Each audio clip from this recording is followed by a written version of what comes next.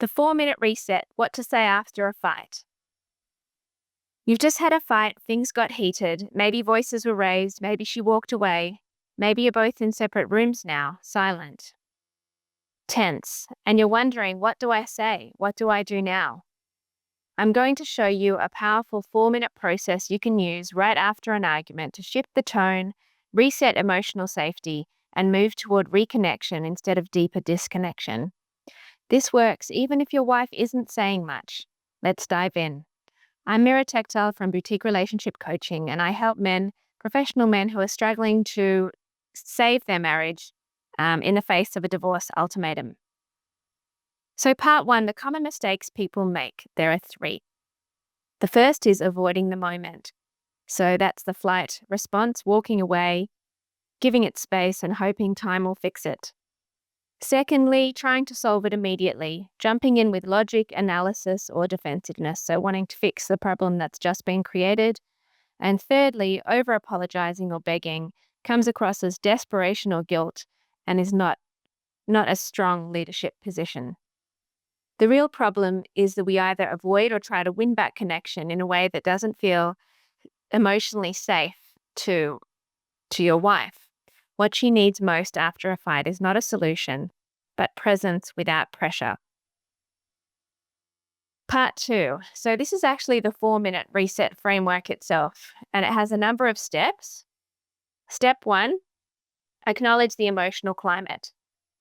For example, that was hard. I don't like when we disconnect like that. I care about us.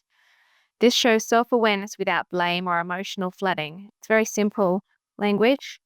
You're naming the tension, which helps her nervous system feel seen and not stressed or ignored.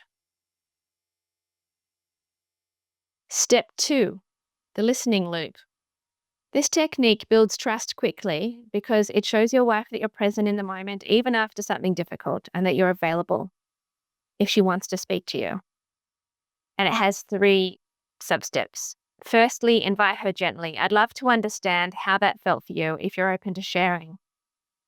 Step 2, repeat back what you hear without commentary. So assuming that she is open to sharing, she might say, when you raised your voice, I felt shut down. So you repeat that back. So when I raised my voice, you felt shut down, like I wasn't really hearing you. So just try to use her exact words and then pause to see if you got it right. And let her clarify or continue so that she feels she has some control at a moment when people generally feel out of control after having a fight.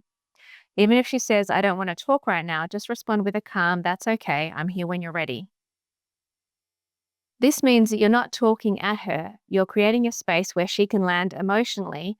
It's a safe space for her to be herself emotionally, and that's leadership. That's what we're looking for in a marriage.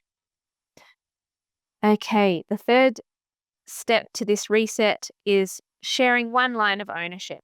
So just seeing if you can take ownership for something. I can see how I contributed to that. That's not how I wanted to show up with you. And this is an accountability anchor. It's powerful, grounded, and emotionally mature to actually accept responsibility for something in a relationship.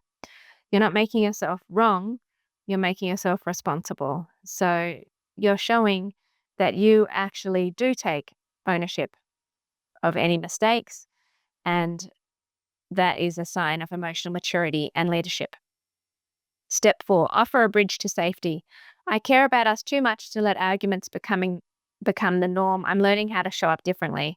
We're both worth that. So you're showing that life is a learning process, that you're not perfect, and that you are trying to show up better and you're learning how to do that. This builds emotional leadership within you. You're not asking for forgiveness. You're offering emotional reassurance. And you're also kind of creating an expansion inside of the relationship that it's okay to learn how to do something. It's okay if we're not perfect. And it's great to take responsibility and be on that learning curve. Part 3, what if she doesn't respond? Well, don't push her. Don't follow her around the house. Give her space after the reset moment to let her see how she feels, and just let her know that you're still emotionally available. So I'm here when you're ready. I'll be in the kitchen if you feel like chatting later. So instead of disconnecting and ignoring the thing, whatever it was, walking away from it, You're keeping the door open without forcing. You're not forcing reconnection. You're showing that you are emotionally safe, even if she isn't ready yet. You're available when she is ready in a calm fashion. Now, why does this work? It helps her nervous system calm down, shows her that you're not a threat. You're modeling emotional maturity without being weak, and you're showing consistency over intensity, and that rebuilds trust. So you're in it for the long term. Calm's great for that. People do make mistakes, and you're committed to learning and taking responsibility for your part in the relationship. Arguments don't have to end in distance. They can be the beginning of a deeper connection if you know how to lead the repair. Download my free emotional reset audio. It's 10 minutes, guided process to help you calm down after conflict and reconnect with clarity, even when things feel tense. You'll also get the marriage rescue guide if you want deeper steps. The links are below, or message me directly if you're ready to shift things fast. You've got this.